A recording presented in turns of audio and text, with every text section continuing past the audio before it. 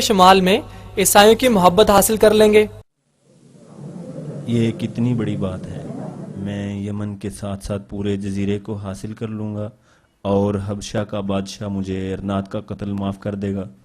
وہ بت پرستی جسے خزاں عمر شام کے ملک سے حجاز میں لایا تھا مکہ میں پہنچ گئی ہے، اور مکہ کے تمام عرب قبائل منتشر ہو گئے ہیں، اور نوبت یہاں تک پہنچ گئی ہے کہ ہر قبیلے کا ایک الگ بت ہے جس کی وہ عبادت کرتا ہے، اور آتش پرستی ایران سے منظر بادشاہوں کے ملک تک پہنچ گئی ہے، اور بحرین تک، اور اس کے بعد یمن تک۔ یثرب کے یہودیوں کی شان و شوکت بڑھ گئی ہے، اور نجران کے عیسائی ان کا ہدف ہیں، جبکہ باقی تمام مذاہب کے لوگ ابراہیم کے دین پر ہیں، اور ان سے ہمیں کسی قسم کا ڈر نہیں۔ ابرہہ نے حبشہ کے بادشاہ نجاشی کو خط لکھا جس میں اس نے عیسائیت کے جزیرہ نما عرب میں پھیلائے جانے کی اہمیت پر زور دیا تاکہ عرب کو آتش پرستی، بت پرستی، یہودیت یا دین ابراہیمی کے بجائے حضرت عیسیٰ کے دین پر اکٹھا کیا جا سکے۔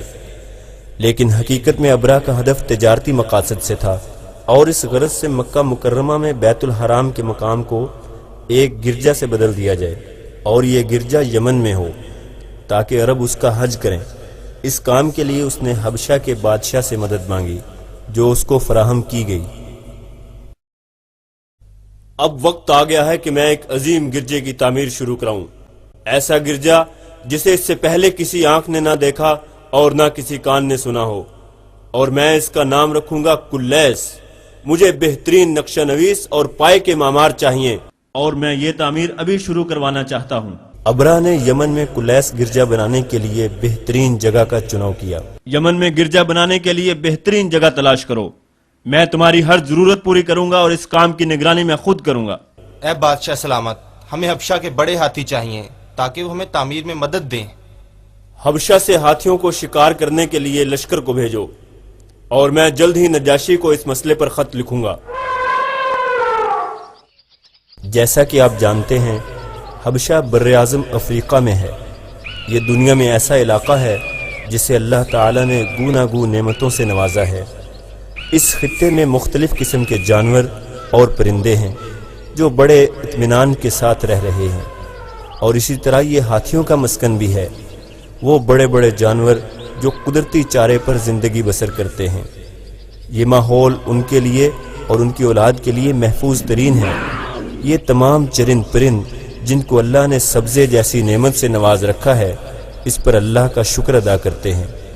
خطوات الظالم هدار كالليل الحالك غدار، خطوات الظالم هدار كالليل الحالك غدار، والنفس بسوء أمارة إن تعرض عن ذكر الله، والنفس بسوء أمارة إن تعرض عن ذكر الله، لا تعرض عن ذكر الله۔ دیکھو یہ غول سے الگ ہے، چلو اسے ہنکاؤ۔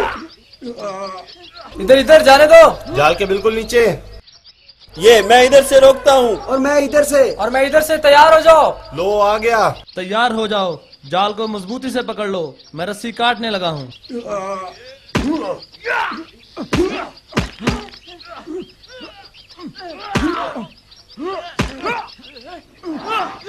واہ یہ لو، یہ جال میں پھنس گیا، چلو۔ جانے نہ پائے، یہ چھوٹ گیا تو تمہیں نقصان پہنچا سکتا ہے۔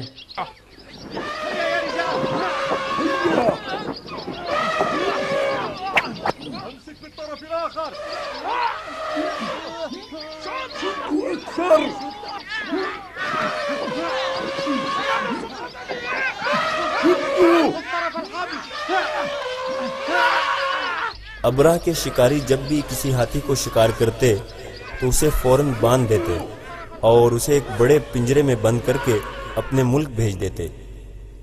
مغرور نسي الديان وتعالى عن ذكر الله، جبکہ ابرہہ اپنے ساتھ کیے ہوئے سپہ سالار کے وعدے کا منتظر تھا کہ وہ ہاتھیوں کو ٹریننگ دے گا۔ سپہ سالار سب سے پہلے ایک ہاتھی کو محل کی طرف لایا۔ یہ ایک بہت بڑا ہاتھی تھا۔ بادشاہ سلامت، دیکھیے ہم نے آپ کی خاطر ان کو کیسے سدھایا ہے۔ یہ بڑا ہاتھی اپنے تربیت یافتہ گروپ کا سردار ہے اور ان میں سے ایک ہاتھی کی طاقت کام کرنے میں 15 آدمی کے برابر ہے، اور اس کی بڑی خوبی یہ ہے کہ یہ ہاتھ کا اشارہ سمجھتا ہے اور اس حکم کو پورے غول تک منتقل کر دیتا ہے۔ ابراہ نے بڑے ہاتھیوں کو انسانوں کے ساتھ کام میں استعمال کیا، ایسے کاموں میں جو انسانوں کے لیے مشکل ہوتے ہیں۔ خطوات الظالم هدارة كالليل الحالك غدارة۔ ابرا نے یمن کے لوگوں کو اس گرجے کی تعمیر میں استعمال کیا اور انہیں ذلیل و خوار کر کے اکٹھا کیا۔ گرجے کی طرف سنگ مرمر اور پتھر پہنچائے جاتے اور ان پتھروں پر سونے کے نقش و نگار بنے ہوتے، اور ابرا کلیس گرجے سے چند میل دور بیٹھ کر اس سارے کام کی نگرانی کرتا۔ الجهل يلف الإنسان وتطول حبال الشيطان، الجهل يلف الإنسان وتطول حبال الشيطان، مغرور نسي الديان وتعالى عن ذكر الله، مغرور نسي الديان وتعالى عن ذكر الله، لا تعرض عن ذكر الله، لا تعرض عن ذكر الله، الجهل يلف الإنسان وتطول حبال الشيطان، الجهل يلف الإنسان وتطول حبال الشيطان، مغرور نسي الديان وتعالى عن ذكر الله۔ ابھی تک مجھے کوئی اطلاع نہیں دی گئی کہ گرجے کی تعمیر کا کام کہاں تک پہنچا ہے۔ اگر کوئی آدمی کوتاہی کر رہا ہے تو میں اس کو سخت سزا دوں گا۔ بادشاہ سلامت، تمام کام بہترین انداز میں ہو رہے ہیں، ہم تمہاری جاگتی ہوئی آنکھیں ہیں اور کوئی بھی آدمی سستی نہیں کر رہا، لیکن عمارت بہت بڑی ہے اور گرجا بنانے اور پتھروں کو ایک دوسرے کے اوپر نصب کرنے کے لیے آخر ایک وقت چاہیے۔ اس کا نام کلیس اس کی بلندی اور عظمت کی وجہ سے رکھا گیا، اور اس کی تعمیر میں 2 سال لگے۔ اہل یمن نے اس کی تعمیر میں بہت کام کیا، یہاں تک کہ گرجا مکمل ہو گیا۔ ابرہ کی توقعات کے مطابق شاندار اس گھر کے مقابلے میں جسے اللہ کے حکم سے بنایا گیا تھا۔ عالی جاں خوشخبری ہو، ہم نے گرجے کی تعمیر مکمل کر لی ہے اور ابھی آپ کے استقبال کے لیے تیار ہے۔ ہاتھیوں کو لاؤ، میں ایک بڑے لو لشکر کے ساتھ اس کو دیکھنا چاہتا ہوں، ایک ایسا لو لشکر جس کی کوئی مثال نہ ہو۔ ابرا نے حبشہ کے جنگلوں سے پکڑے ہوئے تمام ہاتھیوں کو جمع کر لیا گرجے کی تعمیر کے لیے، جن کو سدھایا گیا تھا۔ ان سب ہاتھیوں کو ابرا کے لشکر اور اس کے محل کی طرف لے جایا گیا۔ مغرور نسي الديان وتعالى عن ذكر الله، مغرور نسي الديان۔ ابرا نے چاہا کہ وہ ان کی ٹریننگ اور طاقت کو استعمال کرے۔ اس نے ہر ہاتھی کے لیے ایک ہاتھی بان مقرر کیا اور انہیں سامان کے نقل و حمل کا ذریعہ بنایا، کیونکہ ایک ہاتھی کئی انسانوں سے زیادہ بوجھ اٹھا سکتا تھا۔ اور اس سے اہم بات یہ ہے کہ ہاتھیوں کے ذریعے سے لوگوں پر رعب طاری ہوتا۔ ابرہ گرجا دیکھنے کے لیے نکلا۔ جب لوگوں کو معلوم ہو گیا تو اس نے اعلان کیا کہ لوگ اب بیت الحرام کے بجائے اس کے گرجے کا حج کریں گے۔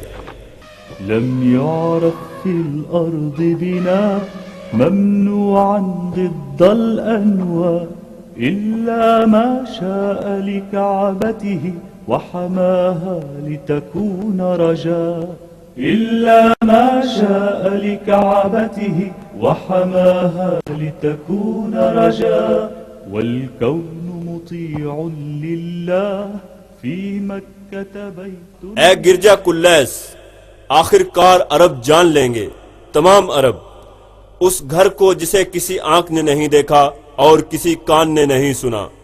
ان کو معلوم ہو جائے گا کہ اس پرانے گھر کو چھوڑ کر اب اس گرجے کا حج کریں اور اپنی تجارت کا رخ ہماری طرف موڑ دیں۔